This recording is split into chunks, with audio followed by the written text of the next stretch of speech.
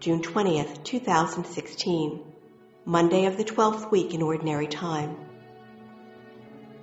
A reading from the second book of Kings. Shalmaneser, king of Assyria, occupied the whole land and attacked Samaria, which he besieged for 3 years. In the 9th year of Hoshea, king of Israel, the king of Assyria took Samaria and deported the children of Israel to Assyria, setting them in Halah at the Habor, a river of Gozan, and the cities of the Medes. This came about because the children of Israel sinned against the Lord their God, who had brought them up from the land of Egypt, from under the domination of Pharaoh, king of Egypt, and because they venerated other gods. They followed the rites of the nations whom the Lord had cleared out of the way of the children of Israel, and the kings of Israel whom they set up.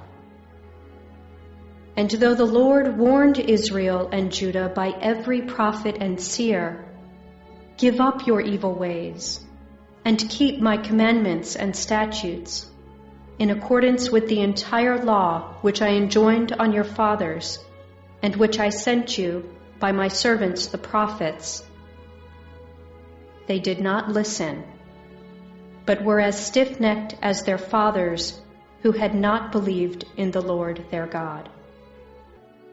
They rejected his statutes, the covenant which he had made with their fathers, and the warnings which he had given them, till in his great anger against Israel, the Lord put them away out of his sight. Only the tribe of Judah was left. The word of the Lord. The responsorial psalm. The response is, "Help us with your right hand, O Lord, and answer us." O God, you have rejected us and broken our defenses. You have been angry. Rally us. Help us with your right hand, O Lord, and answer us. You have rocked the country and split it open. Repair the cracks in it, for it is tottering. You have made your people feel hardships.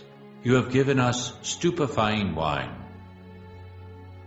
Help us with your right hand, O Lord, and answer us. Have not you, O God, rejected us, so that you go not forth, O God, with our armies? Give us aid against the foe, for worthless is the help of men. Help us with your right hand, O Lord, and answer us. A reading from the Holy Gospel according to Matthew. Jesus said to his disciples, "Stop judging, that you may not be judged. For as you judge, so will you be judged, and the measure with which you measure will be measured out to you. Why do you notice the splinter in your brother's eye, but do not perceive the wooden beam in your own eye? How can you say to your brother, 'Let me remove that splinter from your eye,' while the wooden beam is in your eye? You hypocrite! Remove the wooden beam from your eye first. Then you will see clearly to remove the splinter from your brother's eye." The Gospel of the Lord.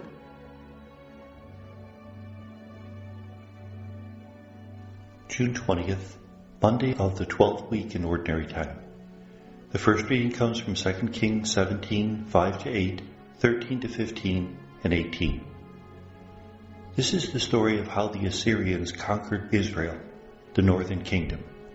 In 722 BC, after a series of ineffective kings and a series of rapid turnovers due to coups d'etats, the northern kingdom was conquered by the Assyrian Empire.